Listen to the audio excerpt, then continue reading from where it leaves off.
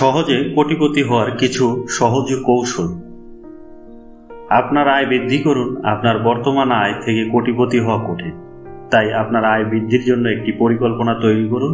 আপনি আপনার বর্তমান চাকরিতে পদোন্নতি পেতে পারেন, নতুন চাকরি খুঁজে পেতে পারেন, বা আপনার নিজস্ব ব্যবসা শুরু করতে পারেন।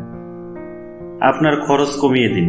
আপনার আয় বৃদ্ধির পাশাপাশি আপনার খরচ কমিয়ে দেওয়াও গুরুত্বপূর্ণ। আপনি আপনার বাজেট তৈরি করে এবং আপনার ব্যয়গুলি ট্র্যাক করে শুরু করতে পারেন। সঞ্চয় করুন। আপনার আয়ের একটি অংশ সঞ্চয় করা শুরু করুন।